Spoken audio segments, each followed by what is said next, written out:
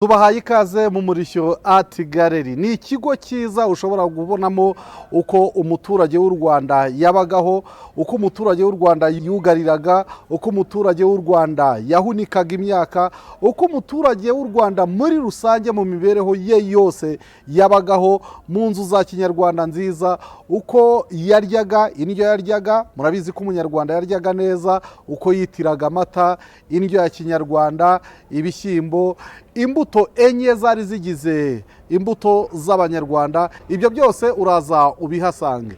Urahasanga ibinyobwa bya kinyarwanda, urahasanga kandi uko umunyarwanda yabagaho mu buryo bw'imyidagadurire. Uzahasanga aho tuzaba dutaramye, dukina igisoro, dutaramiye kandi ku gicaniro cya kinyarwanda, aho tuzaba duca imigani, umurishyo w'ingoma nawo uvuga. Mbese uzaze wihera ijisho urebe ibyo utaherukaga kubona, uzahabona urusyo, uko twahekaga abageni, byose urabisanga mu Umurishyo Art Gallery.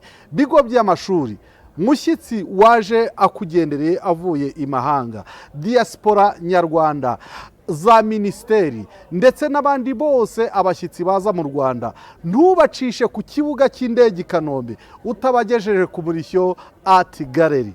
Urahasanga ibintu byiza cyane kandi uzasanga unezerewe, bityo uzasubira iwanyu umeze neza, ufite u Rwanda rukugendamo ndetse n'urwo warerewemo. Ikaze mu Umurishyo Art Gallery, duhoberane n'umuco wacu.